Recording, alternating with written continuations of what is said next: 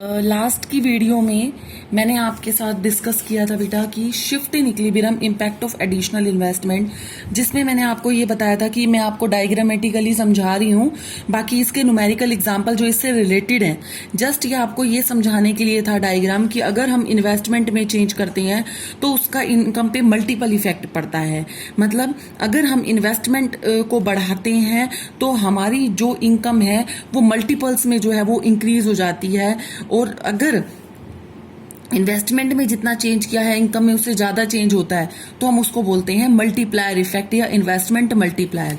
आज इससे रिलेटेड मैं आपको इन्वेस्टमेंट मल्टीप्लायर के बारे में बताऊंगी, प्लस इससे रिलेटेड न्यूमेरिकल्स जो आपके बुक में दे रखे हैं मैं आपको उनके बारे में बताऊंगी। जैसे कि आप ये देख रहे हो कि इन्वेस्टमेंट मल्टीप्लायर वो होता है कि इनकम जो अगर हमने इन्वेस्टमेंट में कितना चेंज किया है जिसकी वजह से इनकम में कितने टाइम्स जो है चेंज हो गया। एक छोटा सा एग्जाम्पल लेके मैं आपको बताऊंगी।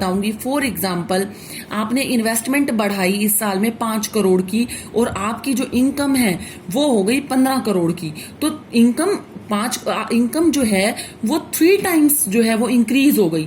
तो हमारा इन्वेस्टमेंट में कितने का चेंज हुआ, 5 करोड़ का, जिसकी वजह से इनकम में कितने का चेंज हो गया, हमारा 15 करोड़ का। तो आप देख रहे हो कि 3 गुना जो है, 3 टाइम्स जो है वो बढ़ गई। तो यहाँ पर इन्वेस्टमेंट मल्टीप्लायर होगा 3 टाइम्स। तो ये तो एक जस्ट छोटा सा एग्जाम्पल था, बट अगर हम उसको न्यूमेरिकली एक्सप्रेस करें, न्यूमेरिकली आपको समझाएं तो वो थोड़ा सा डिटेल में हो जाता है। देखो इसकी डेफिनेशन दे रखी है, एक्सप्लेनेशन दे रखी है।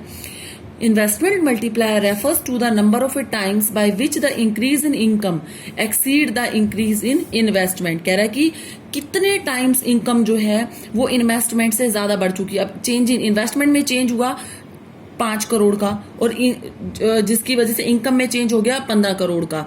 इट इज मेजर्ड, और कैसे निकालते हैं हम, ratio between change in output change in investment.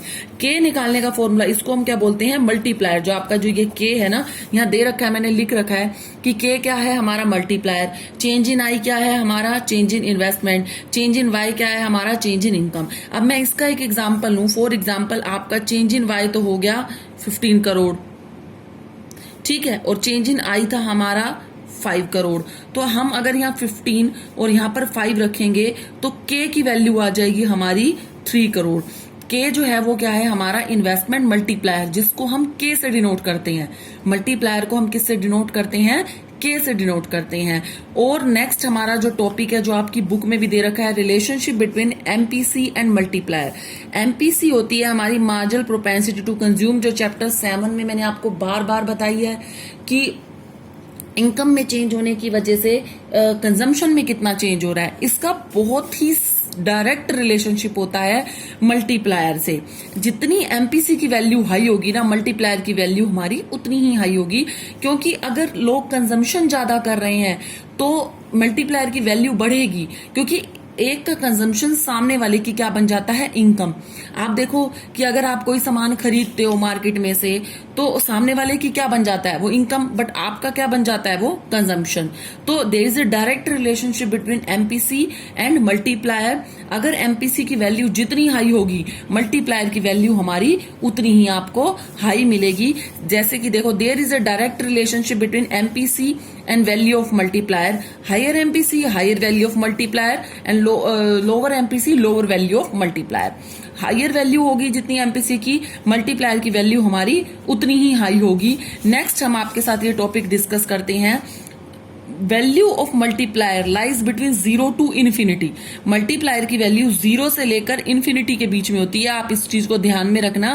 1 marks में ये क्वेश्चन आपका कई बार बन जाता है कि हायर वैल्यू कितनी होती है एमपीसी की और लोअर वैल्यू कितनी होती है हमारी एमपीसी की।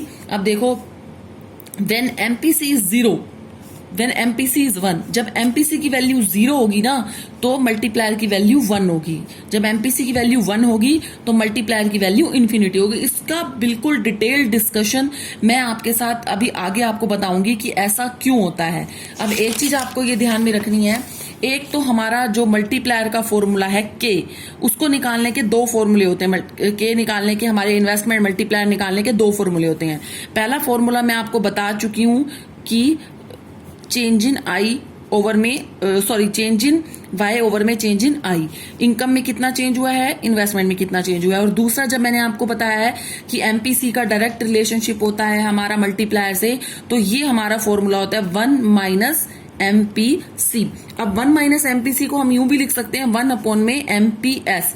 कई बार आपको एमपीएस की वैल्यू दे रखी होती है, तो हमें मल्टीप्लायर की वैल्यू हम इस तरीके से निकाल सकते हैं 1 अपॉन में एमपीएस, क्योंकि 1 माइनस एमपीसी किसके बराबर हो जाता है, हमारा एमपीएस के इक्वल हो जाता है। अब हम आपको बुक के थ्रू जो है वो बताएंगे। बुक में देखो डिटेल दे रखी है आपकी, रिलेशनशिप बिटवीन एमपीसी। अब देखो k is equal to 1 upon में 1 माइनस एमपीसी। जस्ट इलस्ट्रेशन दे रखी है कि एग्जाम्पल दे रखा है कि k की वैल्यू है, आपको एमपीसी दे रखी है 0.5, तो 1 अपॉन में 1 माइनस 0.5, तो मल्टीप्लायर की वैल्यू आ गई हमारी 2। अगर एमपीसी कितनी है 0.8, आप देख रहे हो कि higher MPC higher value of multiplier. MPC अगर 0.5 थी तो मल्टीप्लायर की वैल्यू कितनी थी 2। अगर एमपीसी 0.8 हो गई, बढ़ गई, तो हमारी मल्टीप्लायर की वैल्यू कितनी हो गई, 5 हो गई है मल्टीप्लायर की वैल्यू। अगर एमपीसी लो थी तो मल्टीप्लायर भी लो था, एमपीसी हाई हो गई तो मल्टीप्लायर की वैल्यू भी हाई हो गई। अब आगे मैं आपको ये बताऊंगी कि किस टाइम पर हमारा जो मल्टीप्लायर की वैल्यू है वो इन्फिनिटी हो जाती है, किस टाइम पर मल्टीप्लायर की वैल्यू क्या हो जाती है, 0 हो जाती है। देखो आपको जस्ट एक एग्जाम्पल देके बताती हूँ कि मैंने आपको एक चीज पहले भी बताई थी कि जब हम जो मल्टीप्लायर k की वैल्यू लाई करती है 1 से लेकर इन्फिनिटी के बीच में।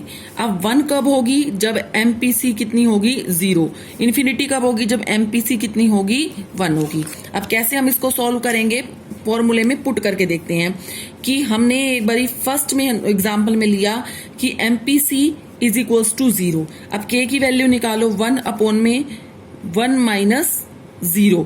तो अगर हम 1 माइनस 0 करेंगे तो नीचे 1 आ जाएगा, 1 अपॉन में 1 इज इक्वल्स टू 1। अच्छा, अब दूसरे में व्हेन